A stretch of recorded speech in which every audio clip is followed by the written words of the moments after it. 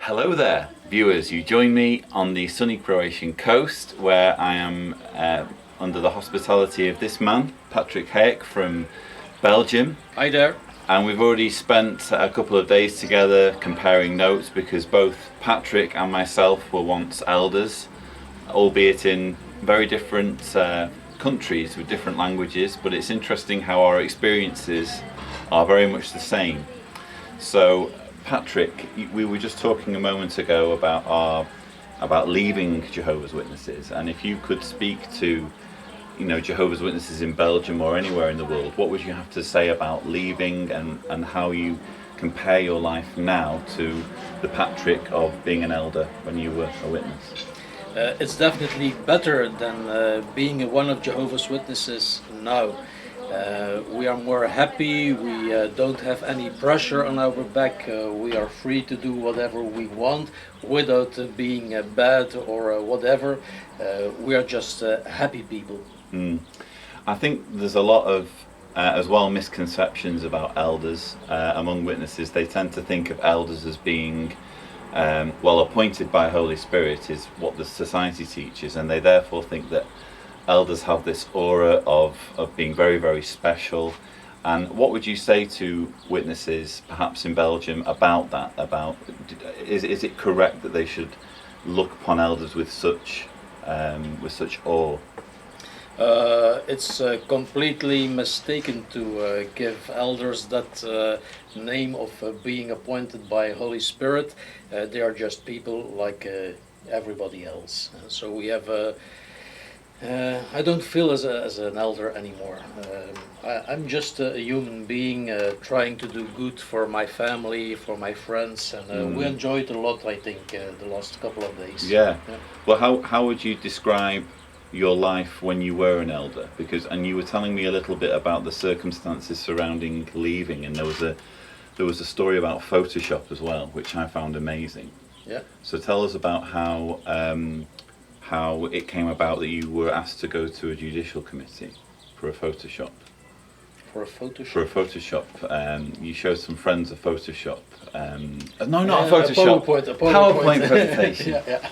My brain's not working. Anyway, tell us about that. You mean the PowerPoint for which I was excluded? Yeah, please. Yeah. Well, it's not so difficult to understand.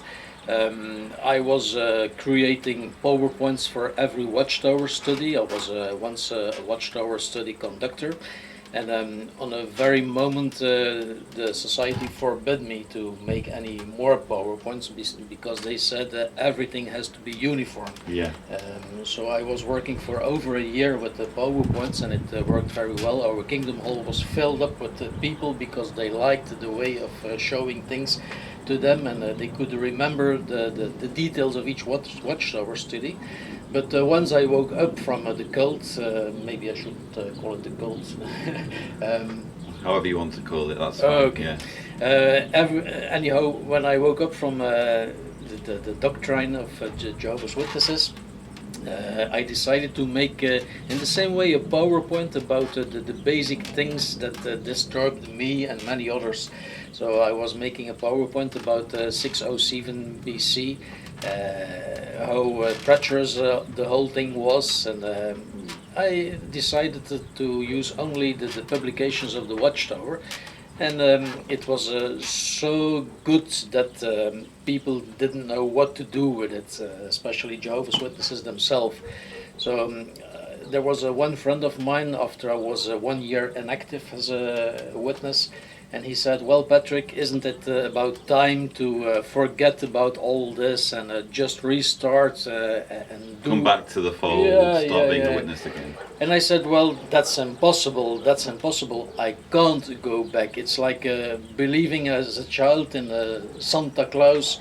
And you were on an event where Santa Claus was, and one of the naughty children pulled the beard of Santa Claus, and you saw what's behind the screens. So you can't go back to the moment that you say, I will believe again in Santa Claus. That's impossible. Once you've looked behind the curtain, you can't pretend that you don't know. That's like it.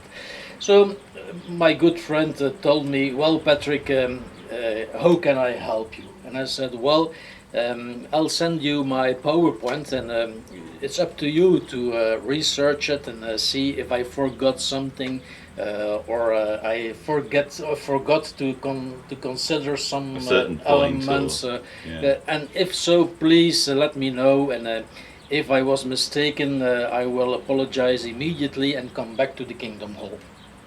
So one day later, I got a phone call from the body of elders if I wanted to visit them for a judicial committee, and they said, you know what is going about?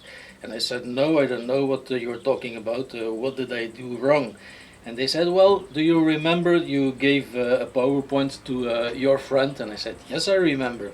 And your friend was so upset that he sent over the PowerPoint to us, and we could see that you're an apostate. And I said, well, okay, I understand now. When do you want me to come over?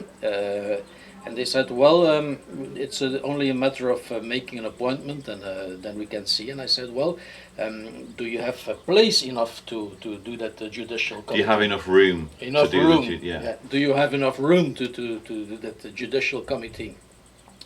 And they said, what do you mean, is there enough room? And I said, I don't know how many you are. Are you coming with 3? Because this is a very complicated situation. This is hard to deal with for you, not for me, but for you it's very hard to deal with. Are you coming with 5, 6, 7, 8 elders, or how many will be there? Yeah. And they said, no, we're only 3. And I said, well, then my question again is there room enough for all of us? And he said, what do you mean all of us? Well, I bring my lawyer with me, and boom, immediately the phone ended. yeah. So I tried to reach them, but without any result. I wrote some letters, even signed letters, but nobody responded. And a few weeks later, I heard from a good friend who is living about 100 kilometers further away that I was excommunicated, and I said, yes, at least I'm free. But how amazing that they reacted that way, just to having a lawyer there. That says a lot about the organisation, doesn't it? That they can be that afraid of doing things in front of a lawyer. Yes, they are properly instructed about allowing people on a judicial committee. Nobody is allowed to have a look at what is happening inside the walls of a judicial committee. Why? Because there are all kinds of things that are not legal and that are not even biblical. I don't have to convince you that in biblical times the committee was completely different. The judicial courtroom was open for everybody. They could come and hear what everybody had to say. But here there is no justice inside the organization of Jehovah's Witnesses. Not at all. I think that's worthwhile, driving home to people who are watching the video, because obviously I've been through the judicial committee. I went through that process, and viewers who know my story will know that they weren't remotely interested in discussing doctrine. They said straight away, we don't want to discuss doctrine with you. Yeah. But they also acknowledged that I was there to deal with apostasy, and how can you, and they said, and we want to help you.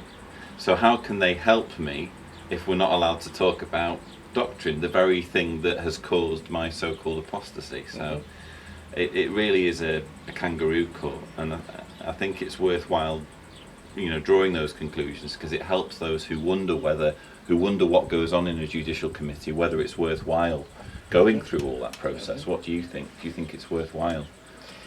Anyhow, I believe that the elders are very, very willingly to help people. Yeah. But they are very limited in giving help to someone, especially to someone who has doubts about the doctrine of Jehovah's Witnesses. Yeah. But I can remember that in my talking to elders, that I once asked the question, do you want me to do the bath test, like they did with the witches Oh, in the right. Middle Ages? Will they sink or will Yeah, they yeah. swim? Yeah. And they said, "What do you mean?" And I said, "Well, according to you, I'm guilty, and whatever I say or whatever I do, Yeah. or I go on the fire stake, or I go into the bath, and I will Sink yeah. or swim. Yeah, Yeah. yeah. Wow.